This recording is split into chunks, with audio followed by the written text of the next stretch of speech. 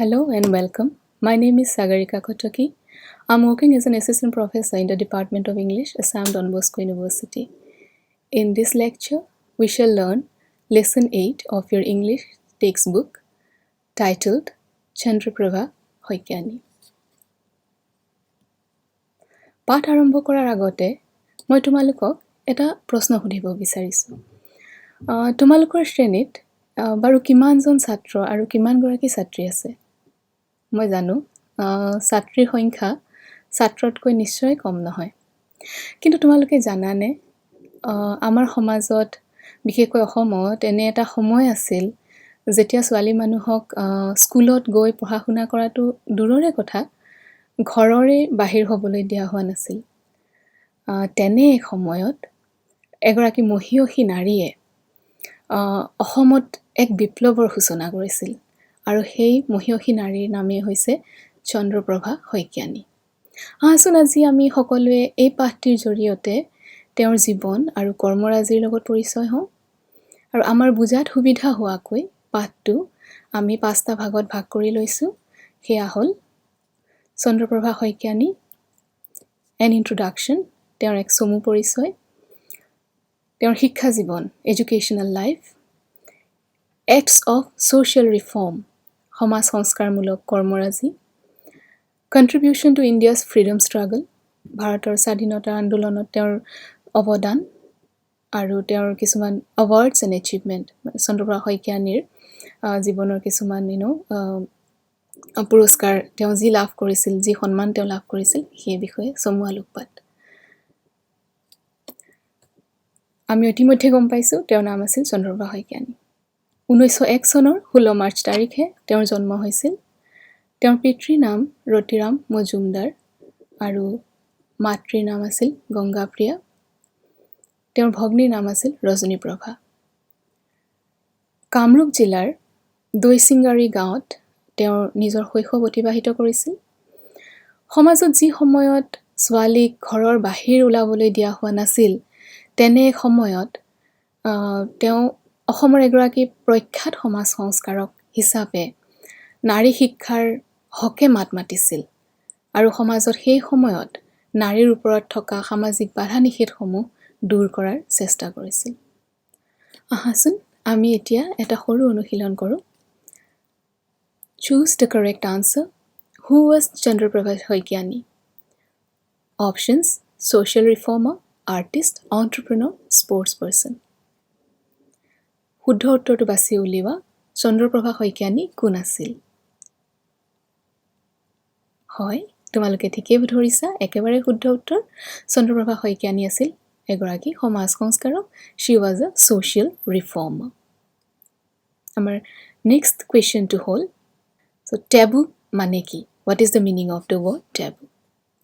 The options are cultural or religious restrictions, festivals, traditional dance form, ethnic food. হয়, তোমালোকে ঠিকে ধৰিছা।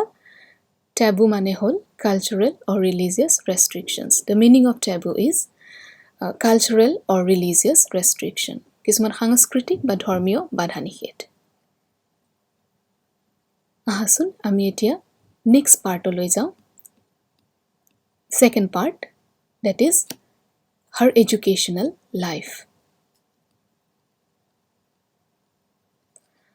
Both Chandraprabha and Rajniprabha went to a school which was situated several kilometers away from their home and which was made only for the boys. So after coming back from school, Chandraprabha used to teach the other girls who could not attend the school. Both Chandraprabha and Rajniprabha were awarded a scholarship to study in Nagaon Mission School because her efforts greatly impressed the school sub-inspector Nilkant Barua. On several occasions, she fought for the rights of the girls. She compelled the school authority to admit girls of all religions into the hostel without getting converted into Christianity. So Chandraprabha আৰু ৰজনীপ্ৰভাৰ পঢ়াৰ প্ৰতি ইমান আগ্ৰহী আছিল যে তেওঁলোকে বোকামাটি গছকি বহু দূৰত অৱস্থিত এখন ল'ৰাৰ স্কুলত পঢ়িবলৈ গৈছিল। আৰু তেওঁ বুজি উঠিছিল যে ল'ৰাৰ দৰে ছোৱালীয়ে আনুষ্ঠানিক শিক্ষা লাভ কৰিবৰ বাবে যথেষ্ট কঠিন এক যুঁজত অৱতীৰ্ণ হ'ব লাগে। সেইবাবে তেওঁ আন সমনীয়া ছোৱালীবিলাকক নিজে স্কুলৰ শেষত আহি গোট খুৱাই একেলগে তেওঁ যিখিনি কথা শিকিছিল স্কুলত সেই কথাখিনি তেওঁলোকক পঢ়াইছিল। আৰু চন্দ্ৰপ্ৰভাৰ এই যি প্ৰচেষ্টা, সেই প্ৰচেষ্টাই সেই সময়ৰ বিদ্যালয়ৰ উপপৰিদৰ্শক আছিল নীলকান্ত বৰুৱা আৰু তেওঁক বাৰুকৈ প্ৰভাৱিত কৰিছিল, যাৰ বাবে চন্দ্ৰপ্ৰভা আৰু তেওঁৰ ভগ্নী ৰজনীপ্ৰভাক এক বিশেষ জলপানী প্ৰদান কৰা হৈছিল নগাঁও মিছন স্কুলত পঢ়িবলৈ। আৰু স্কুলৰ সময়ৰ পৰাই চন্দ্ৰপ্ৰভাই নাৰীৰ অধিকাৰৰ বাবে যুঁজ দিছিল। সেই সময়ত ছাত্ৰীসকলক খ্ৰীষ্ট ধৰ্মলৈ ধৰ্মান্তৰণ কৰা হৈছিল আৰু তেতিয়াহে হোষ্টেলত বা ছাত্ৰী নিবাসত থাকিবলৈ দিয়া হৈছিল। আৰু চন্দ্ৰপ্ৰভাই ইয়াৰ তীব্ৰ বিৰোধিতা কৰিছিল আৰু তেওঁ স্কুল কৰ্তৃপক্ষক বাধ্য কৰাইছিল যাতে সকলো ধৰ্মৰ ছাত্ৰীকে ছাত্ৰী নিবাসত থাকিবলৈ দিয়া হয়। তেওঁৰ সেই বিপ্লৱী সত্তা তেতিয়াৰ পৰাই তেওঁ ছাত্ৰীসকলৰ হকে, তেওঁলোকৰ অধিকাৰৰ হকে তেওঁ যুঁজ দি আছিল। আৰু আহাচোন এতিয়া আমি কেইটামান সৰু সৰু প্ৰশ্নৰ উত্তৰ দিবলৈ যত্ন কৰোঁ। So the question here is, which two incidents show us how Chandraprabha fought for the rights of the girls? প্ৰশ্নটো হ'ল যে এনেকুৱা দুটা পৰিঘটনা বা ঘটনা যি আমাক বুজাত সহায় কৰে যে তেওঁ কি ধৰণে ছোৱালীৰ অধিকাৰৰ বাবে কাম কৰিছিল। হয়, তোমালোকে ঠিকেই ভাবিছা, উত্তৰটো মই দিয়ে দিছোঁ। The first, fighting for the right to education. She herself went to a school made for boys and started teaching the other girls after coming back from school. Second, she compelled the school authority to admit girls of all religion into the hostel and challenged the practice of converting the girls into Christianity before admitting in the hostel. So প্ৰথম তেওঁ নিজে ল'ৰাৰ স্কুলত গৈ পঢ়ি শিকি আহি সেইখিনি কথা গাঁৱৰ আন ছোৱালীবিলাকক শিকাইছিল। তেওঁলোকৰ শিক্ষাৰ অধিকাৰ তেওঁ সাব্যস্ত কৰিবলৈ চেষ্টা কৰিছিল। আৰু দ্বিতীয়তে সকলো ধৰ্মৰ সকলো ছাত্ৰীকে ছাত্ৰী নিবাসত থকাৰ সুবিধা কৰি দিবলৈ তেওঁ স্কুল কৰ্তৃপক্ষক বাধ্য কৰিছিল। Let us now discuss the acts of social reform that was done by Chandraprabha Hoikyani. In 1925, Chandraprabha challenged the prevailing custom of women sitting behind a bamboo screen in public meetings. In the year 1925, Assam Sahitya Sabha session held in Nagaon, she delivered a very powerful speech and demanded the removal of bamboo screen that was placed between men and women. In 1926, at her initiative, the first women's organization of Assam, Assam Pradeshik Mahila Samiti, was formed. She was greatly affected by the caste system in India. As a part of social reform, she fought for the entry of everyone, irrespective of caste, gender, and class, into the famous Hayagriva Madhava temple at Hajo.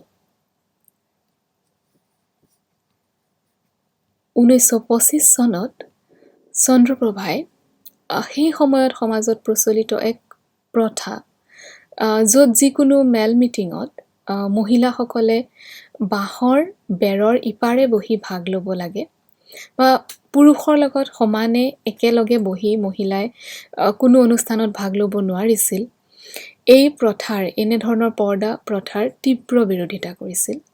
আৰু সেই একে বছৰেই অৰ্থাৎ 1925 চনত নগাঁৱত অনুষ্ঠিত অসম সাহিত্য সভাৰ অধিৱেশনত তেওঁ নিজৰ শক্তিশালী ভাষণত এই প্ৰথা নিৰ্মূল কৰাৰ দাবী কৰিছিল।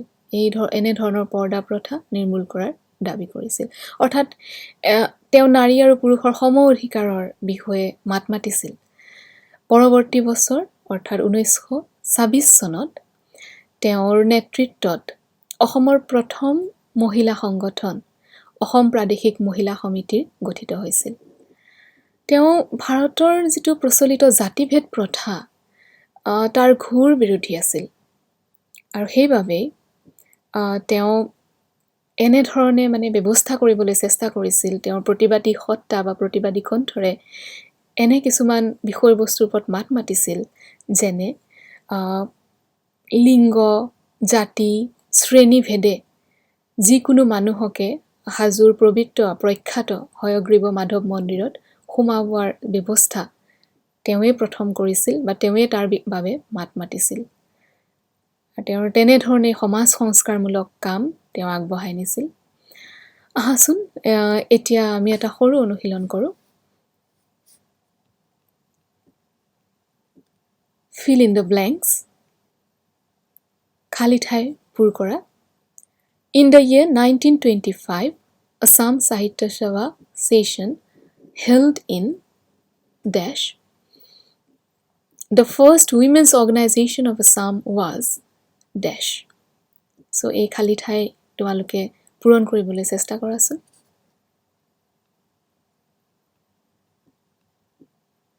হয়, শুদ্ধ উত্তৰ, তোমালোকে ঠিকে ভাবিছা। In the year 1925, Assam Sahitya Sabha session was held in Nagaon. The first women's organization of Assam was Assam Pradeshik Mahila Samiti. So let us now move on to the next part, that is part 4. Chandraprabha Saikyani's contribution to India's freedom struggle. So এতিয়া আমি চতুৰ্থ ভাগলৈ যাম, য'ত চন্দ্ৰপ্ৰভা শইকীয়ানীৰ ভাৰতৰ স্বাধীনতা সংগ্ৰামলৈ যি অৱদান আছিল তাৰ বিষয়ে কিছু আলোচনা কৰিম। In 1921, she met Mahatma Gandhi and got inspired to join the freedom movement. She spread the message of Khadi, boycott of foreign clothes, removal of untouchability, and banning of opium. From 1930 onwards, she immersed herself in the freedom movement. She was imprisoned thrice, in 1931, 1942, and 1943. 1921 চনত চন্দ্ৰপ্ৰভা শইকীয়ানীয়ে মহাত্মা গান্ধীক লগ পায় আৰু ভাৰতৰ স্বাধীনতা সংগ্ৰামত ভাগ ল'বলৈ বা যোগদান কৰিবলৈ তেওঁ অনুপ্ৰাণিত হয়। তেওঁ খাদী বস্ত্ৰৰ ব্যৱহাৰ তথা বিদেশী বস্ত্ৰ বৰ্জন কৰা, সমাজত অস্পৃশ্যতা নিৰ্মূল কৰা, কানিৰ প্ৰচলন বন্ধ কৰাৰ পোষকতা কৰিছিল।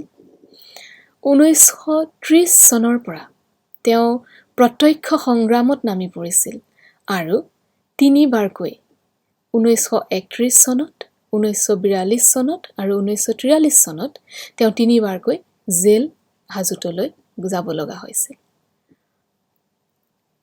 এতিয়া তোমালোকে এই প্ৰশ্নকেইটাৰ উত্তৰ দিয়াচোন।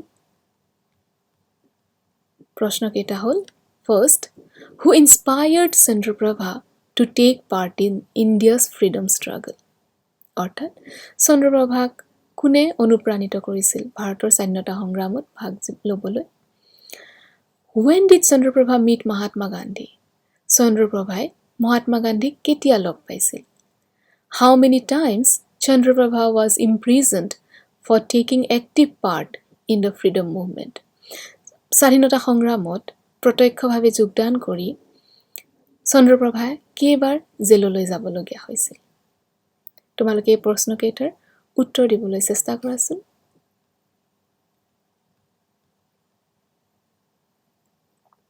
হয়, শুদ্ধ উত্তৰ। মহাত্মা গান্ধীয়ে চন্দ্ৰপ্ৰভাক স্বাধীনতা সংগ্ৰামত যোগ দিবলৈ অনুপ্ৰাণিত কৰিছিল। 1921 চনত, in the year 1921, Chandraprabha met Mahatma Gandhi. And how many times Chandraprabha was imprisoned? for taking active part in the freedom movement 3 times. তেওঁ 3 বাৰকৈ জেললৈ যাব লগা হৈছিল। আৰু ইয়াতে আমাৰ চতুৰ্থ ভাগটো শেষ হৈছে।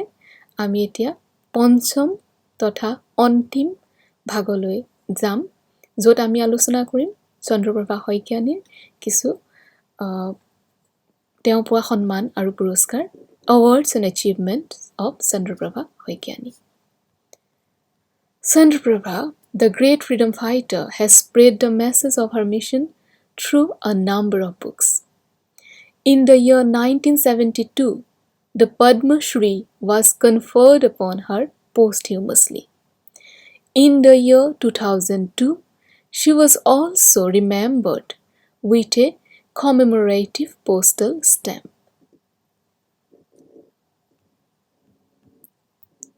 মহান স্বাধীনতা সংগ্ৰামী চন্দ্ৰপ্ৰভাই বহুকেইখন কিতাপ লিখি সমাজক তেওঁৰ মহৎ বাৰ্তা প্ৰদান কৰি গৈছে।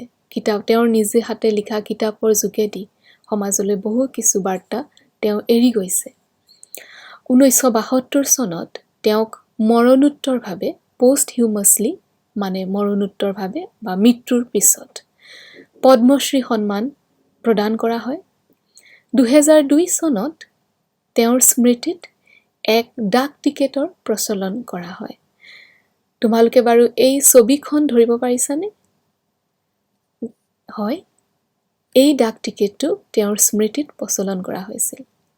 আৰু এনেদৰেই তেওঁৰ বহুত সন্মানৰ গৰাকী হৈছিল।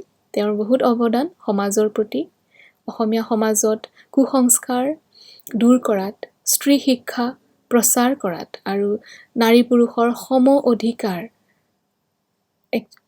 সমান অধিকাৰ নাৰী আৰু পুৰুষৰ প্ৰদান কৰাত তেওঁ যথেষ্ট গুৰুত্বপূৰ্ণ ভূমিকা লৈছিল।